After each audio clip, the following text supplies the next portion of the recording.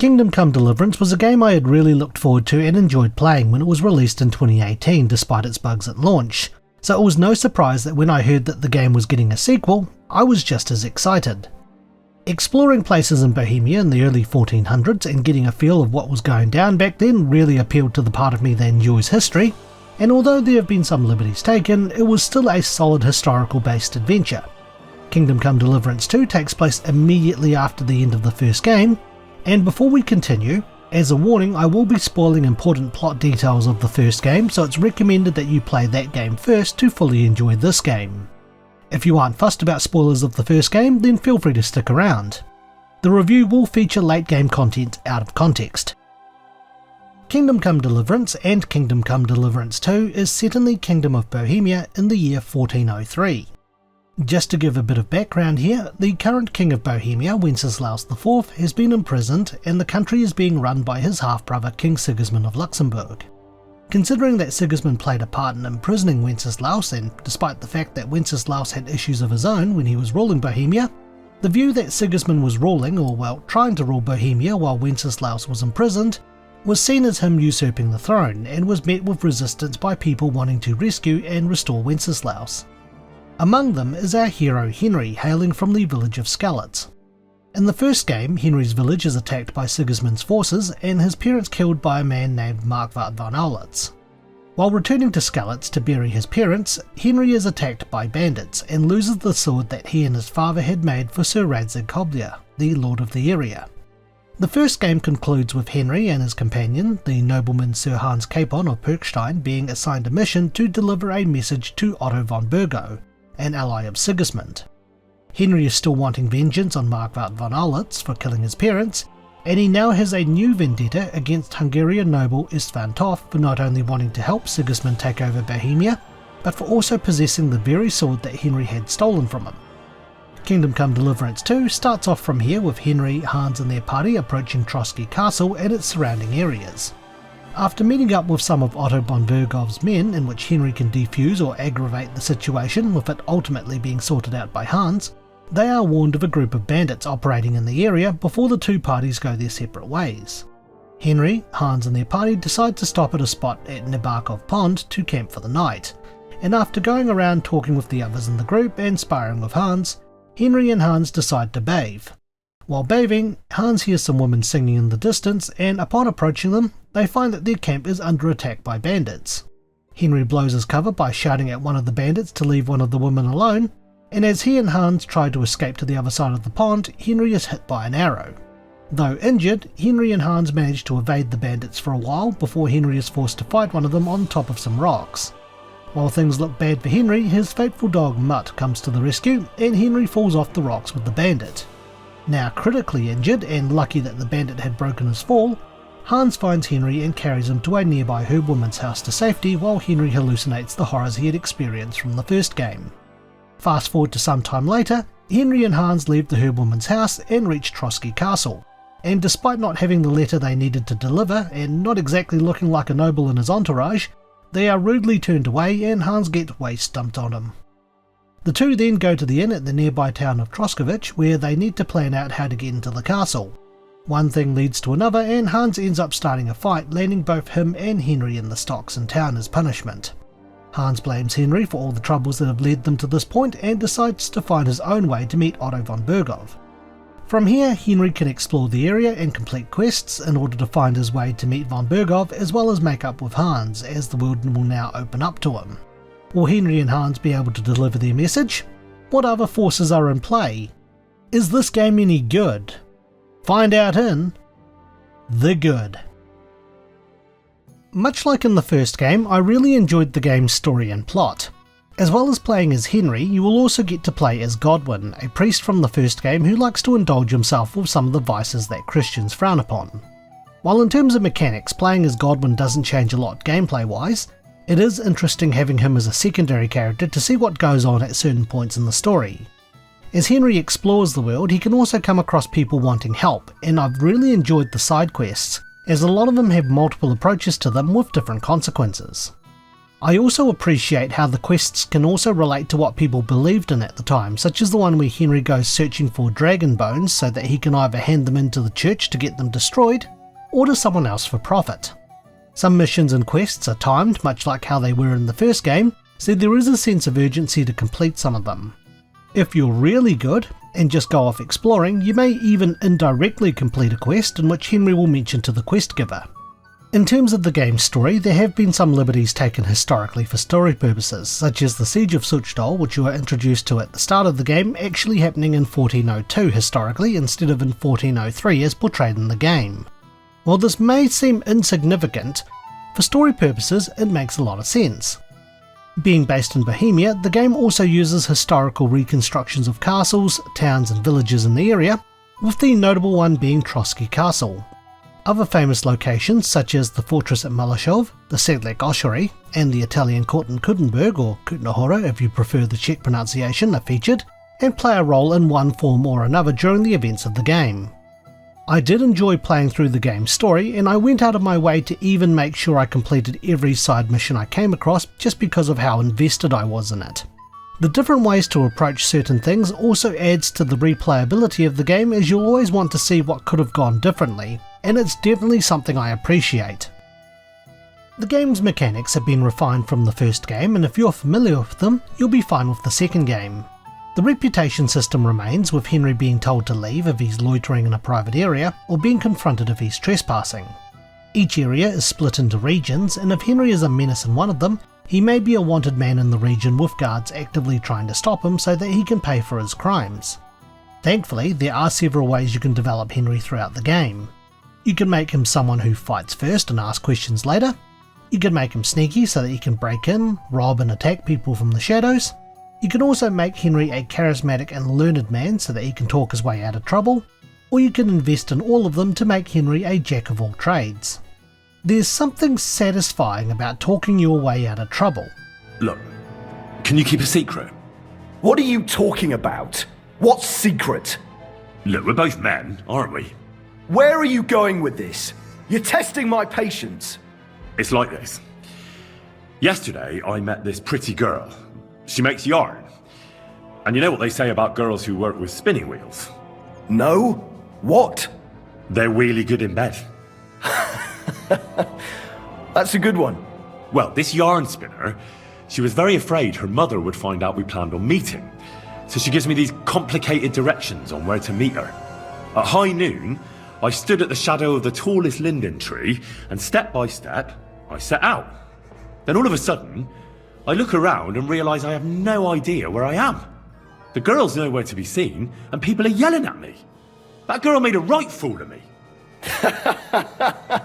That's what you get for thinking with your prick. Aye. I've had enough embarrassment for one lifetime. Can't we just let this one slide?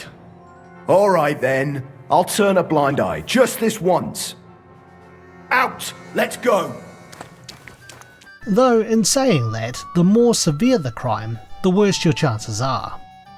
Henry can still perform alchemy to make potions, read books to become more proficient, and given his blacksmithing background, he can even make his own weapons as well as maintain them.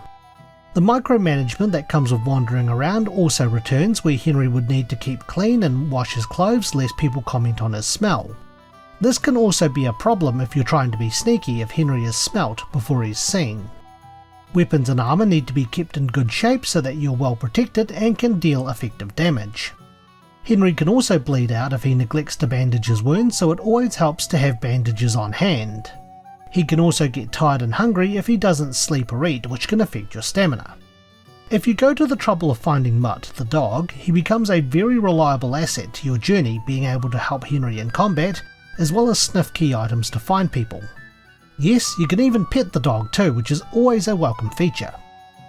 I found the game's combat has been simplified and made easier. However, even if you're well trained, you can still struggle if you're dealing with multiple enemies at the same time, as they won't hesitate to attack you when you've got your focus on someone else. You can learn weapon combos that when performed will play a little animation, which is cool too. The Master Strike ability returns from the first game, however, the mechanics around that have been reworked. Master Strikes in the second game can only be performed with a sword, and requires you to attack an opponent from the opposite direction the moment they attack instead of blocking as in the first game. When perfected, Master Strikes will make you a very difficult opponent as it will automatically defend against an attack and has you counter-attack the now open enemy. However, to use them you need to learn how to do it, and you can get directions to where the trainer is as early as when Henry and Hans go their separate ways. The game has more ranged options, with Henry now being able to use a bow, a crossbow, and later on a pistola, which was an early form of firearm. I really appreciate the expansion to these options, as crossbows were quite widespread during that time. The game's mechanics I found were easy to pick up and do take time to master, which makes the effort all the more worth it. I really liked the visuals of this game. The landscape looks absolutely gorgeous, and there was even proper care to make sure that even in important cutscenes, you have Henry in the clothes that you've given him. For those playing the game on PC with an Nvidia video card, the game supports Nvidia Ansel, which allows you to take some really cool screenshots using a limited free-flying camera and add filters to them. A neat little touch they've added to this is that once you finish up an Ansel, Henry or Godwin will compliment you on the screenshot, which was a pleasant surprise. Nice one! Go! I really liked exploring the Bohemian countryside, which is twice as big as the original game, and there were many a time I would go off the path towards a main quest just because I've seen something in the distance I wanted to check out or even just to explore. I've spent over 140 hours in the game exploring and doing just about everything under the sun, and I still feel like there's things I've missed. However, the game's not perfect, so let's look at what didn't work so well in the bad. While the game I found was less buggy than its predecessor at launch, it still had its share of bugs. Some of them were pretty funny, like characters being in the wrong place in cutscenes so that their close-up shots were of empty space, and character voices changing depending on the situation. Here you go. I'll pluck you like a chicken. We'll see whose side luck is on. To characters sliding across the world, or arrows being stuck in nothing. There were also more serious ones, such as already completed side quests still appearing on the map, certain characters not being available in certain side quests due to other side quests being done, or ones where characters or Henry get stuck. A very good example has been the Kuttenberg tournaments, where sometimes your opponent is stuck and won't move to enter the ring, or a match between two opponents doesn't start because they're both just standing there. The tournament issue plagued me for hours, and it was only sheer luck that I was able to complete a tournament from start to finish by waiting at certain points to get things moving. There were also issues where if I'd been detected by someone, the detected icon still remained on the screen long after I'd left the general area, with the only way around it being moving to a whole different map and then returning. Thankfully, there wasn't anything as serious as being launched hundreds of feet into the air when making a potion like in the first game, but some of the bugs I've encountered have been pretty annoying, so here's hoping they get fixed up in future. Some of the gameplay mechanics I wasn't the biggest fan of. The saving mechanic from the first game returns, where Henry can only save if he sleeps in an owned bed, quits out of the game, or by taking saviour snaps, an alcoholic potion which will allow him to manually save. Thankfully, these potions are much more readily available to make, buy or steal, but I wasn't a big fan of the save system then, and I'm still not a big fan of it now, since the only way you can reliably save if you don't have any saviour snaps on you is if you sleep in a bed you've bought or been allowed access to, or if you quit out of the game. This has been at least remedied a little by having the game autosave at key points during a main or side mission, which I really appreciate. Henry's dog Mutt has also been a hindrance to me in certain situations where I try to be sneaky and shoot enemies from a distance just to have Mutt run off to attack them and potentially blow my cover. This can also happen if I'm trying to sneak around later on in the game, so I've often had to get Mutt to stay in place so I don't blow my cover. Other than that, there's not much else I have to complain about, so let's wrap things up with the opinion. Kingdom Come Deliverance 2 certainly did not disappoint. It took everything I loved about the first game and made it better. A bigger world, some closure to events from the first game, refined mechanics and beautiful visuals. The game does suffer from bugs, which I'm sure will be remedied over time, and at least compromised on the save issue I had with the previous game while having Mutt be a nuisance at times, but overall, I absolutely loved the game. Warhorse delivered an amazing sequel, and if you really enjoy history or first-person open-world RPGs with a medieval setting, then this game is definitely up your alley.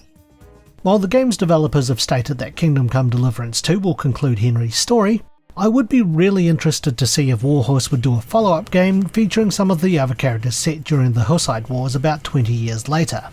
It can even be around a new character, with some of the characters from this game making cameo or supporting appearances.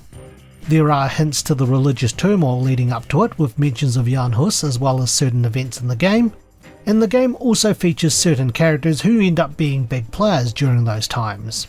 But a follow-up game that starts with the defenestration of Prague and goes through even just the early years of the Hussite Wars would be really cool, and I would definitely get it in a heartbeat. With that though, it's time for my rating.